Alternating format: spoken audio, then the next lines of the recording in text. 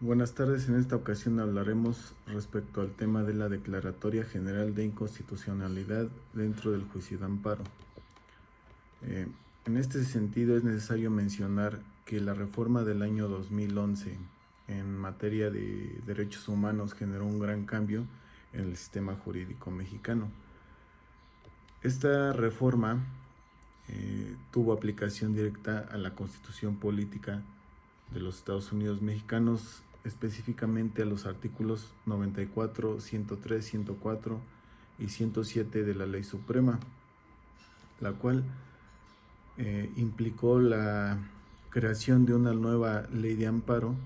y la incorporación de ciertas figuras jurídicas procesales en materia de amparo, como el amparo adhesivo, el interés legítimo, la violación de derechos humanos por omisión por parte de las autoridades y la Declaratoria General de Inconstitucionalidad, la cual es el tema que nos ocupa en estos momentos. En este sentido, es necesario mencionar la definición de esta figura jurídica, la cual se define como el procedimiento con efectos generales que emite un órgano constitucionalmente facultado sobre la regularidad de una norma, haciéndola inaplicable respecto de cualquier persona. A su vez, la Declaratoria General de Inconstitucionalidad se rige por tres principios fundamentales que hacen que tenga una efectividad general.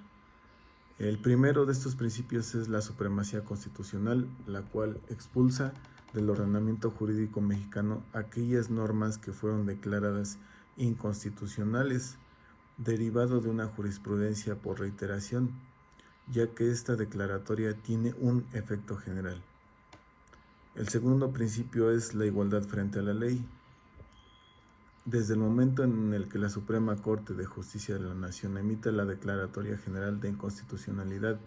de la disposición normativa en cuestión, se impide que ésta se aplique para todos los que se ubiquen dentro de esta hipótesis o supuesto normativo. Y el tercer principio sería el de economía procesal, con el cual se evitará una constante promoción de juicios respecto de un ordenamiento que ya haya sido declarado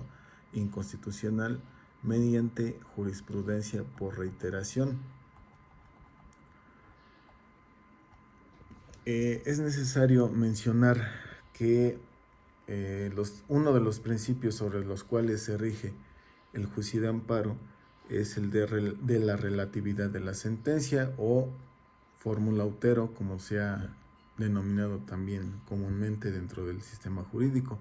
el cual consiste que los efectos de la sentencia, principalmente si son favorables, solamente beneficiarán a la persona o al individuo que promovió el juicio de amparo. Es decir, que no se beneficiará ni se aplicará a la colectividad o a los demás individuos que formen parte de un estado o de una nación. Este principio de relatividad, que pertenece por la misma naturaleza jurídica al juicio de amparo, tiene su excepción en esta figura procesal constitucional, que es la Declaratoria General de Inconstitucionalidad, ya que se prevé que los efectos de esta declaratoria sean generales, es decir, que beneficien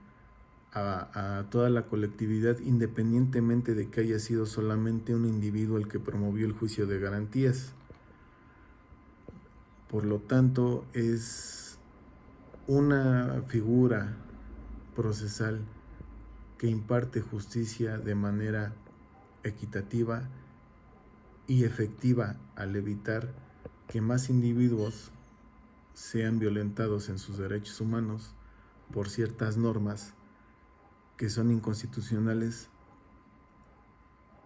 y que por la acción de alguno de los individuos afectados se declare inconstitucional. Por lo tanto, beneficia de manera significativa al sistema de protección de derechos humanos. Bueno, por otra parte, es necesario mencionar el fundamento constitucional y legal de esta figura procesal. Y en este sentido, pues tenemos que el origen de esta figura parte también del origen del juicio de amparo.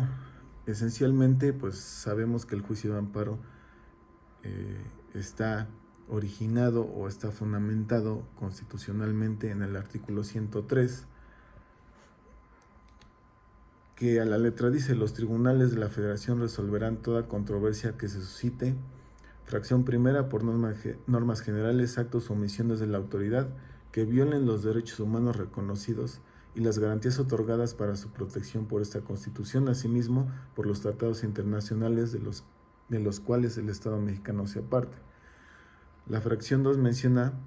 por normas generales o actos de la autoridad federal que vulneren o restrinjan la soberanía de los estados y la autonomía de la Ciudad de México. Y por su parte, la fracción 3 menciona: por normas generales o actos de las autoridades de las entidades federativas que invadan la esfera de competencia de la autoridad federal. De igual manera, encontramos el fundamento del juicio de amparo en el artículo 107, el cual menciona que las controversias de las que habla el artículo 103 de la Ley Suprema, con excepción de aquellas en materia electoral, se sujetarán a los procedimientos que determine la ley reglamentaria de acuerdo con las bases siguientes. Y en específico, relacionado al tema de la Declaratoria General de Constitucionalidad, el artículo 103 nos menciona en su fracción segunda específicamente, párrafo segundo y tercero, lo siguiente: cuando en los juicios de amparo indirecto en revisión se resuelva la inconstitucionalidad de una norma general, la Suprema Corte de Justicia de la Nación lo informará a la autoridad emisora correspondiente. Cuando los tribunales colegiados de circuito establezcan jurisprudencia por reiteración o la Suprema Corte de la Justicia de la Nación por precedentes en la cual se determine la inconstitucionalidad de una norma general, su presidente lo notificará a la autoridad emisora. Transcurrido el plazo de 90 días naturales sin que se supere el problema de inconstitucionalidad, la Suprema Corte de Justicia de la Nación emitirá, siempre que fuere aprobada por una mayoría de cuando menos 8 votos, la Declaratoria General de Inconstitucionalidad, en la cual se fijarán sus alcances y condiciones en los términos de la ley reglamentaria. Lo dispuesto en los dos párrafos anteriores no será aplicable a normas generales en materia tributaria. Y es muy importante este último aspecto que menciona el 107, fracción 2, párrafo cuarto, el cual hace la excepción de la aplicación de la declaratoria respecto de normas tributarias. Es un tema que ha generado diferentes tipos o diferentes controversias entre algunos juristas y especialistas en derecho constitucional, ya que en ese aspecto no se aplica la ley de manera equitativa o se deja en cierta desventaja al individuo en relación a un poder administrativo por parte o perteneciente al gobierno. La justificación aquí es que se afectaría el aspecto patrimonial del Estado al integrarse al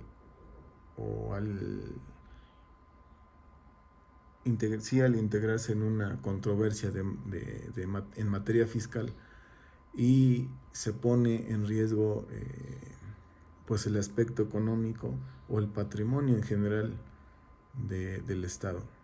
Sin embargo, es una cuestión en la que considero yo se debe de trabajar por parte del legislador, ya que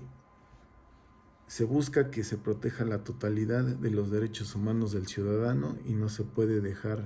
ese aspecto, el aspecto tributario, de lado.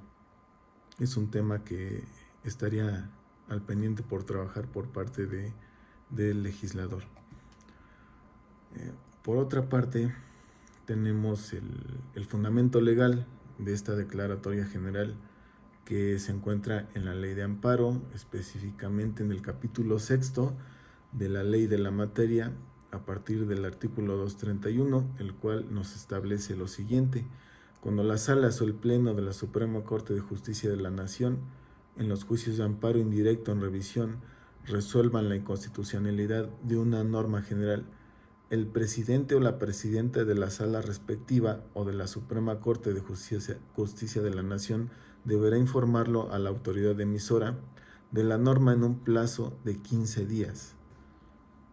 Y nos vuelve a mencionar: lo dispuesto en el presente capítulo no será aplicable a normas en materia tributaria. Por su parte, el artículo 232 nos menciona que cuando el pleno o las salas de la Suprema Corte de Justicia de la Nación, en los juicios de amparo indirecto en revisión, establezcan jurisprudencia en la que determinen la inconstitucionalidad de una norma general, se procederá a la notificación a que se refiere el tercer párrafo de la fracción segunda del 107 constitucional.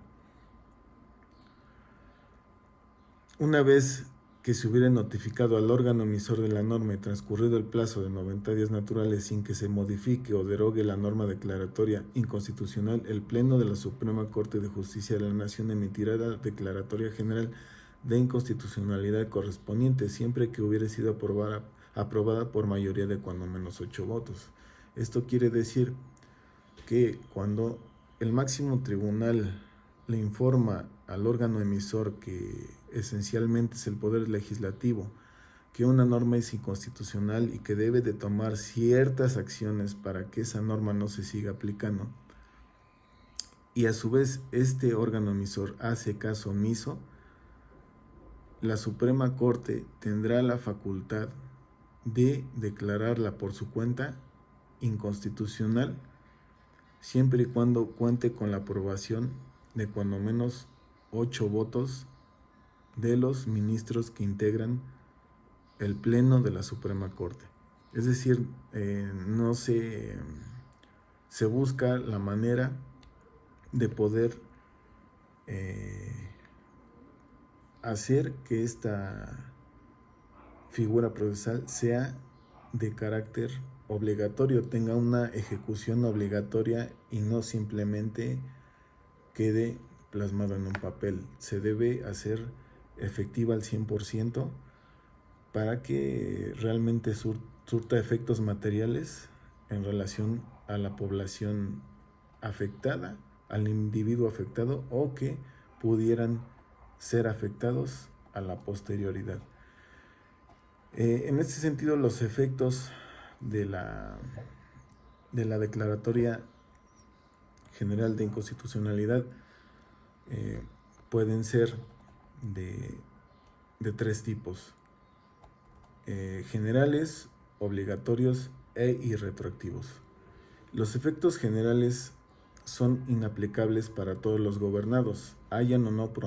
promovido el juicio de amparo correspondiente. Los efectos obligatorios significan que es una disposición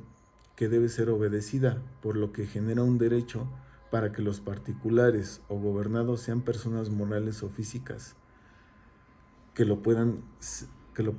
hacer exigible. Y los efectos retroactivos significa que los efectos de la Declaratoria General de Inconstitucionalidad deben limitarse al futuro, salvo la materia penal. En este sentido, de manera general y a manera de conclusión, considero que es un gran avance el integrar esta figura procesal constitucional al juicio de amparo, ya que, como lo mencionamos anteriormente, se evitan diferentes problemas, se ahorra tiempo, se ahorra se evita el desgaste tanto para los tribunales como para las personas que pudieran situarse en ese supuesto, y es un gran avance en materia de defensa de garantías de los derechos humanos, ya que todos estamos vulnerables a poder ser perjudicados en nuestra esfera jurídica por medio de la aplicación de ciertos preceptos que pueden llegar a ser anticonstitucionales, y que, bueno, esta figura procesal nos otorga una herramienta para poder defendernos o evitar caer en esos supuestos. Sin embargo, queda un pendiente, a mi parecer, que es la aplicación o la excepción de la aplicación de esta declaratoria a la materia fiscal, al aspecto tributario, ya que también estamos vulnerables en ser violentados principalmente en nuestro patrimonio por diferentes conflictos en materia fiscal. Por lo tanto, sí considero que sería necesario reformar ese aspecto en la Constitución y en la Ley de Amparo para que también se pueda aplicar esa declaratoria en materia tributaria. Por mi parte es todo. Gracias.